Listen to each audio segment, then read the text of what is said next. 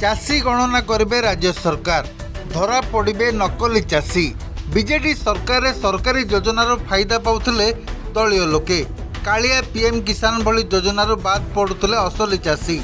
नुआ वर्षर चाषी सर्वे आरंभ करेंगे बीजेपी सरकार।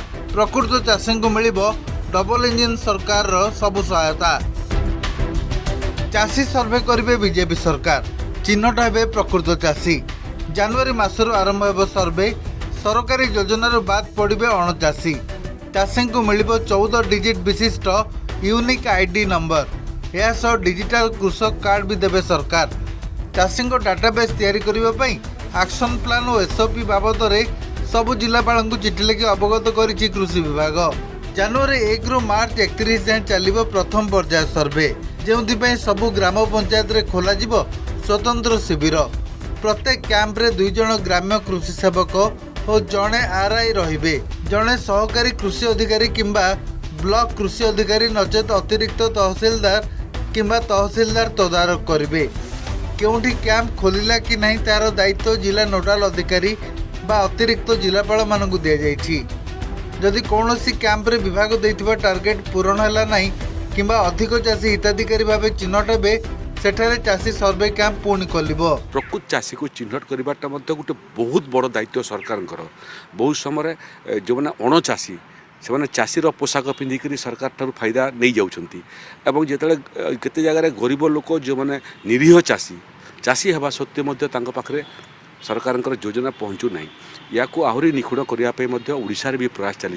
शिविर को आसला बेले चाषी माने आधार कार्ड, आधार लिंक होइथिबा मोबाइल फोन, जमी पट्टा बा भूलेखरे थिबा रेकर्डर तथ्य देई पंजीकरण करें।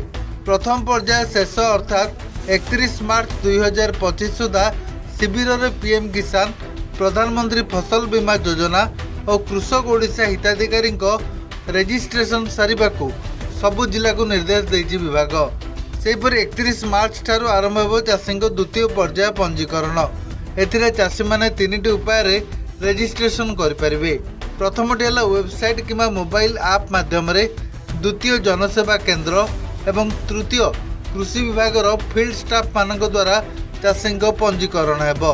बीजेपी सरकार को चाषी गणना निष्पत्ति को स्वागत करिसेंती विभिन्न चाषी और कृषक संगठन। अद्यावधि आज पर्यंत केबे भी राज्य सरकार इ प्रकार सर्वे नहीं करी चाषी मानकर नहींगिरी एवं प्रथम करी राज्य सरकार जेन पदक्षेप ग्रहण करछन सेटा प्रशंसनीय एवं स्वागत योग्य। एथिरे गले समस्त समान परिमाण रे उपकृत हो पारे। विगत सरकार गुड़ाक ये सब न कर खाली लोक मैंने फैसिलिटी पाई बड़ मान कि छोट मान रही जाते। राज्यर चाषी संख्या 78,86,072। 2019 रे सेतबेलर मुख्यमंत्री नवीन पट्टनायक घोषणा करथिले 75 लाख चाषी को मिलिबो कालिया टंका। तेबे प्रकृत चाषी चिन्हट होई नथिबारु एही संख्या 46 लाख। सीएजी रिपोर्ट अनुसार एमानक भितर अयोग्य थिले 12,72,000 हिताधिकारी। एबे बीजेपी सरकार को चाषी सर्वे द्वारा केते नकली चाषी धरा पड़ुछंती और केते नुआ योग्य चाषी सामिल होउछंती ता उपरे समस्त नजर। बलांगीर तरुण साहू, बिनिकारु सृजन पंडा, भुवनेश्वर दिव्यज्योति महांती सह प्रदीप्त महापात्र रिपोर्ट, अर्गस न्यूज।